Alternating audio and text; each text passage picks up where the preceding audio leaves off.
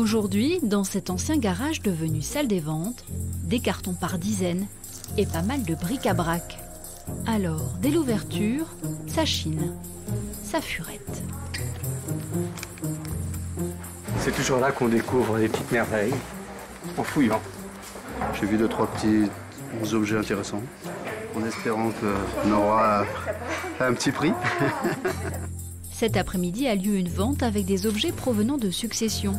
La matinée est donc réservée à l'exposition. Vous voulez faire un petit tour? Oui, je viens voir ce que vous présentez aujourd'hui. Très bien, la plupart c'est par carton. Dans les vitrines, c'est objet par objet.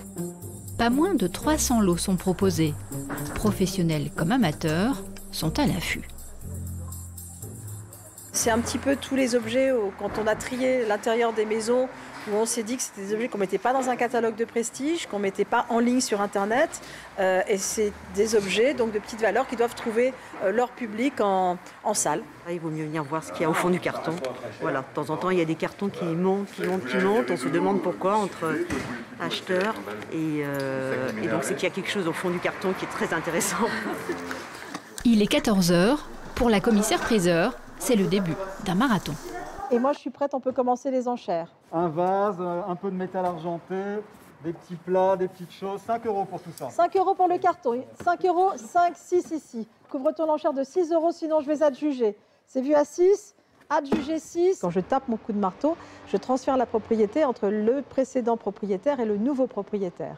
Adjuger 5 €, acheteur 11. C'est aussi un travail de prestation publique, c'est-à-dire qu'on doit servir nos clients, leur donner un service. Et je considère que ce travail, qui prend du temps, de l'énergie, pour des toutes petites sommes, fait partie de l'accompagnement de nos clients au sens large.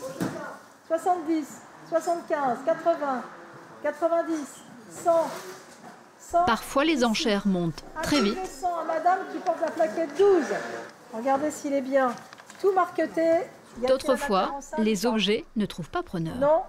Non, à 40, je le garde, monsieur, pour le mettre en ligne sur Internet. Parce que je pense que je le vendrai mieux sur Internet. C'est très psychologique, les ventes. Donc, pourquoi une vente va bien marcher? Parce que vous donnez envie, parce que vous êtes assez coulant. C'est-à-dire que parfois, vous lâchez un peu sur le prix. Parfois, vous battez des prix que vous voulez absolument défendre. Vous voyez, c'est un jeu. Dans ce type de vente, il est rare de repartir les mains vides. Ce brocanteur a acheté une trentaine de cartons pour un peu plus cher que ce qu'il aurait souhaité. J'étais pas tout seul à avoir vu ce qu'il y avait dans les cartons en fait. Il y avait un petit peu d'argenterie et je pensais être le seul à l'avoir vu, mais non, malheureusement non. Ce collectionneur a lui rempli sa voiture. C'est des prix qu'il faut acheter aussi parce que les prix sont relativement bas.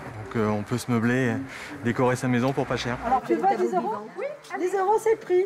Adjugé 10. J'avais absolument pas prévu d'acheter un manteau. Je suis venue à l'expo, je l'avais pas vu, mais voilà. J'aime surtout l'ambiance et la petite dose d'adrénaline. Chaque fois qu'on achète un truc, même à 10 €, ça m'amuse. Il est 17 h, près de 100% des articles sont partis. La salle est en train de se vider. La professionnelle achève ainsi 3 heures de vente non-stop. C'est la fin du marathon, voilà. Écoutez, non, vous voyez, ça s'est bien passé. C'était une ambiance sympa, décontractée. On a tout vendu quasiment. Et c'est ça le but, que la salle soit vidée ce soir. Pour que demain ou après-demain, un nouveau camion puisse rentrer et qu'on puisse repréparer une nouvelle vente. Et c'est un éternel recommencement ce métier. Après 20 ans d'expérience, Delphine Frémaux-Lejeune reste toujours aussi enthousiaste et avide de faire partager sa passion pour les objets et leur histoire.